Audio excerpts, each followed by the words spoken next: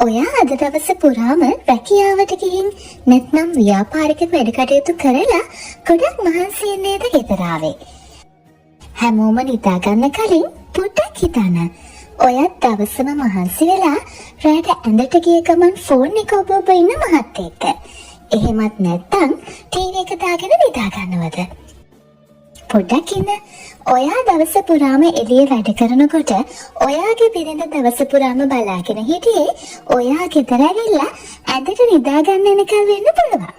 ඒයි ඇයට තියෙන ප්‍රශ්නයක් කියන්න. ඇයට දැනෙන තනිකම මකා ගන්න. එහෙමත් නැත්නම් ඔයාගේ ආදරේ විදින්න. අද මම ඔයාලට කියලා දෙන්න යන්නේ අද රෑ ඉඳන් ඔයාගේ බිරිඳ වෙනුවෙන් කරන්න පුළුවන් ඊටමත් සරල හැබැයි පුදුම විදිහේ වෙනසක් කරන්න පුළුවන් පුංචි දේවල් 8ක් ගැන. මේ දේවල් 8 ඔයා අද රෑ ඉඳන් කළොත් ඔයාගේ පෞල් ජීවිතේ කොයිතරම් සතුටුදායක එකක් වෙයිද කියලා ඔයාටම හිතා ගන්න බැරි වේවි. අංක 1. ස්මාර්ට්ෆෝන් එක පැත්තකින් තියන්න. අද කාලේ පවුල් ඇතුලේ තියෙන ලොකුම සතුට තමයි මේ ස්මාර්ට්ෆෝන් එක. ඇඳට ආවට පස්සේ ලෝකේ මොන ප්‍රශ්න තිබුණත් කාගේ මෙසේජ් ආවත් ෆෝන් එක බලන්න එපා. ඒ වෙලාව ඔයාගේ බිරිඳට විතරක් දෙන්න. විද්‍යාත්මකව බැලුවොත් කෙනෙක්ගේ ඇස් දෙක කෙලින් බලාගෙන කතා කරනකොට අපේ මොළේ සතුට හෝමෝන එහෙමත් නැත්නම් හැපි හෝමෝන්ස් ක්‍රියාත්මක වෙනවා. ඔය ෆෝන් එක දිහා බලාගෙන අය අහන ප්‍රශ්න වලට ඔව් නැහැ කියලා උත්තර දුන්නට වැඩක් වෙන්නේ නැහැ. එතනදී හෝමෝන ස්‍රාවය වෙන්නේ නැහැ. ඒ විතරක් නෙවෙයි රෙඩ් ෆෝන් එකේ නිල් ආලෝකය ඒ කියන්නේ බ්ලූ ලයිට් ඔයාගේ නිින්දටත් බාධාවක්. ඒ නිසා අද රෑ ඉඳන් ඇඳට ගියාම ෆෝන් එක සයිලන්ට් කරලා ඈතින් තියන්න.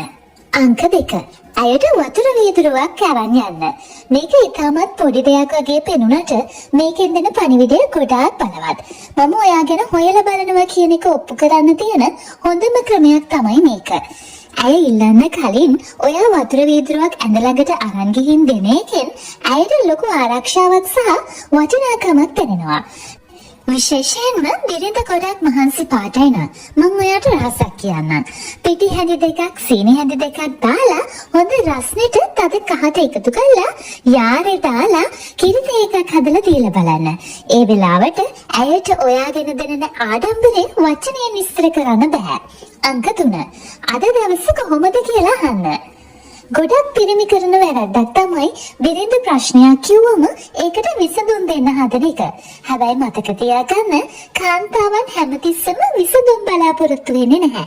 එයාලා කැමති එයාලගේ හිතේ තියෙන දෙයට කෙනෙක් සවන් දෙනවට. අද රැට ඇඳේ ඉන්නකොට අහන්න අද දවස කොහොමද මැනික කියලා ඔයාට ගොඩක් මහන්සිද කියලා. එයා කියන දේවල් සේරම වැඩ පැත්තකට දාලා අහගෙන ඉන්න. ඔයාගේ පූර්ණ අවධානය ඇයට දෙන්න. එතකොට ඇයට දැනෙනවා ඇය මේ ගෙදර තනි වෙලා නැහැ. ඇයව තේරුම් ගන්න කෙනෙක් ඉන්නවා කියලා. අංක 4. පුංචි දෙයකට ස්තුතියි කියන්න. බිරිඳක් කියන්නේ ගෙදරක නොමිලේ වැඩ කරන සේවිකාවක් නෙවෙයි. ඇය කරන කැපකිරීම අපි අගය කරන්න ඕන. අද කැම ටික ගොඩක් රසයි. තෑන්ක්ස්. ළමයි ටික අද ලස්සනට බලාගත්තා. තෑන්ක්ස්. ගෙදර අද ගොඩක් පිළිවෙලයි. මේ වගේ පුංචි අගය කිරීමක් කරන්න. අගය කිරීමක් ලැබුණම අපේ මොළේ ඩෝපමින් කියන රසායනය ස්‍රාවය වෙනවා. ඒකෙන් ඇයගේ මුළු දවසම මහන්සිය නිවිල යනවා. ඒ වගේම ඇය තව තවත් ආදරෙන් ඔයා වෙනුවෙන් කැප වෙන්න පෙළඹෙනවා. අංක 5. රණ්ඩු වෙලා නිදා ගන්න එපා. මේක හැමෝම කරන ලොකු වරදක්. ආදරය කරන තැන රණ්ඩු තියෙනවා. ඒක සාමාන්‍යයි. හැබැයි කවදාවත් රණ්ඩු වෙලා තරහින් නම් නිදා ගන්න යන්න එපා. තරහින් නිදාගත්තම ඇඟේ කෝර්ටිසෝල් කියන ස්ට්‍රෙස් හෝමෝනය වැඩි වෙනවා. එතකොට නිින්ද යන්නේ නැහැ. පහවදාට ඒකේ බලපෑම තියෙනවා. ප්‍රශ්නයක් තිබුණොත් ඒක කතා කරලා විසඳ ගන්න. බැරිම නම් අපි හෙට මේ ගැන නිවිහැනයෙල්ල කතා කරමු. දැන් good night කියලා සාමකාමීව නිදා ගන්න. නැත්තම් හිමීට ඇව තුරුළු කරගන්න. එතකොට ඔය හැම ප්‍රශ්නයක්ම නිකම්ම දිය වෙලා යාවි. අංක 6 හෙට දවස ගැන සැලසුම් කරන්න. පිරිමියෙක් විදිහට ඔයා පවුලේ වගකීම් ගන්නවා දකිනකොට බිරිඳකට දැනෙන්නේ ලොකු මානසික නිදහසක්. හෙට උදේට මම ළමයව ඉස්කෝලේ දාන්නයි. ඔයා එතකල් උයන වැඩ ටික බලන්න. ඒ වගේ පොඩි සැලසුමක් කතා කරන්න. ඔබ පවුල ඇතුලේ රජෙක් වගේ වගකීම් සහ නායකත්වයේ ගන්නව නම් ඇය ඉබේටම ඔබේ රැජින බවට පත් වෙනවා. ඇයට දැනෙන බර සැහැල්ලු කරන්න ඔයාට පුළුවන් කියන එක ඇයට පෙන්වන්න. අංක 7 විනාඩියක් තුරුල් වෙලා ඉන්න. මේක ලිංගිකත්වය ගැන කතාවක් නෙවෙයි. කාන්තාවකට වැඩියෙන්ම ආරක්ෂාව සහ ආදරය දැනෙන්නේ මෙන්න මේ වගේ පුංචි ස්පර්ශයන් වලින්. නිකන් තුරුල් වෙලා ඉන්න, අතින් අල්ලගෙන ඉන්න. මෙහෙම කරනකොට ශරීරයේ ඔක්සිටොසින් එහෙමත් නැත්තම් ආදර හෝමෝනය හැදෙනවා. ඒකෙන් හිතේ තියෙන බය, සැකය නැති වෙලා හිතට ලොකු සංසුන් බවක් ලැබෙනවා. සුවදායක නිින්දකට මේක ලොකු උදව්වක්. අංක 8 අවසාන දේ හැබැයි වටිනම දේ නිදා ගන්න කලින් ඇයිගේ නළලට හාදුවක් දෙන්න.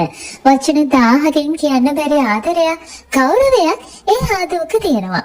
මම හැමදාම ඔයා ළඟ ඉන්නවා කියන සාධකය ඒකෙන් ඇයට ලැබෙනවා. ඉතින් මේ වීඩියෝ එක බලන මහත්තයෙක් නම් අතරට මේ ටික try කරලා බලන්න. ඔයාට පුදුම හිතේවි ලැබෙන ප්‍රතිඵල ගැන. ඔයා මේක බලන බිරිඳක් නම් මේ වීඩියෝ එක ඔයාගේ මහත්තයට පේන්න share කරන්න. නැත්නම් එයාටත් බලන්න කියලා පෙන්නන්න. ආදරේ කියන්නේ මිල අධික තෑගි දෙන එකම නෙමෙයි. මෙන්න මේ වගේ පුංචි දේවල් වලින් එකිනෙකාගේ හිඳිනා ගන්න එක. මේ වගේ තවත් වටින වීඩියෝ බලන්න මීටරේ channel එක subscribe කරලා තියාගන්න. හැමෝටම ආදරණීය සතුටුදායක පෞල් ජීවිතයක් ප්‍රාර්ථනා කරනවා. සුබ දවසක් සහ සුබ රාත්‍රියක්.